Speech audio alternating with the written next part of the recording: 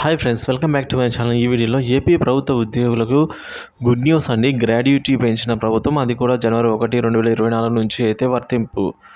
So మరి పూర్తిగా వివరాలు అయితే తెలుసుకుందాము. వీడియోని చివరిదాకా చూడండి, అప్పుడు ఇన్ఫర్మేషన్ అర్థమవుతుంది. అలాగే వీడియో నచ్చినట్లయితే లైక్ చేయండి. సో ప్రభుత్వ ఉద్యోగులకు గుడ్ న్యూస్ అండి. ఇక నుంచి అకౌంట్లో 25 లక్షలు. ప్రభుత్వ ఉద్యోగులకు కేంద్రం గుడ్ న్యూస్ అందించింది. ఇక నుంచి వారు 25 లక్షలు అందుకోనున్నారు. ప్రభుత్వ నిర్ణయంతో లక్షలాది మంది కేంద్ర ఉద్యోగులకు ఈ ప్రయోజనాలు అందనున్నాయి. ఒక వ్యక్తి ఉన్న స్థితి నుంచి ఉన్నత స్థితికి తీసుకెళ్లేది ప్రభుత్వ ఉద్యోగం. చిన్న జాబ్ అయినా సరే గవర్నమెంట్ ఉద్యోగమే కావాలని యూత్ అందరూ కూడా అంటూ ఉంటారు. సో ప్రభుత్వ ఉద్యోగం అయితే మంచి జీతంతో పాటుగా ప్రభుత్వం అందించే సదుపాయాలను కూడా పొందవచ్చు. ఉదాహరణకు డిఏ, గ్రాడ్యుటీ వంటి ప్రయోజనాలను అందుకోవచ్చు. మీరు కేంద్ర ప్రభుత్వ ఉద్యోగులు అయితే మీకు గుడ్ న్యూస్ అండి. కేంద్ర ప్రభుత్వం తీపి కబురును అందించింది.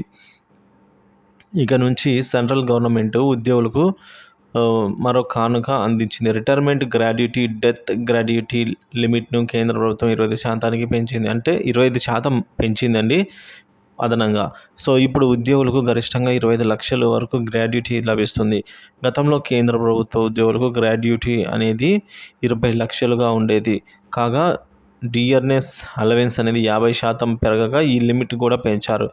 కొత్త గ్రాడ్యుటీ పరిమితి అనేది జనవరి 1, 2024 నుంచి అమల్లోకి వస్తుందని కేంద్ర ప్రభుత్వం తెలిపింది.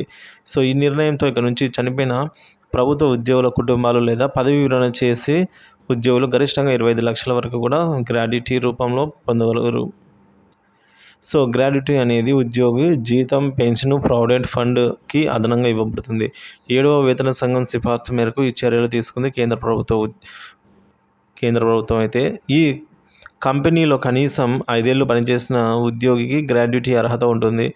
ఈ ఏడాది మార్చిలో కేంద్ర ప్రభుత్వం డిఏను 4% పెంచింది. ఈ నిర్ణయంతో దాదాపుగా 49.18 లక్షల మంది కేంద్ర ప్రభుత్వ ఉద్యోగులు, 67.95 లక్షల మంది పెన్షనర్లు లబ్ధి పొందుతూ ఉన్నారు. మరి డిఏ పెరగడంతో ఉద్యోగులకు పలు రకాల అలవెన్స్లు కూడా పెరిగాయని అయితే చెప్పవచ్చు. సో ఇదొక శుభవార్త అనేది చెప్పుకోవచ్చు ఉద్యోగ మరియు పెన్షనర్స్కి, ఎవరైతే కేంద్ర ప్రభుత్వ ఉద్యోగులు మరియు పెన్షనర్స్కి.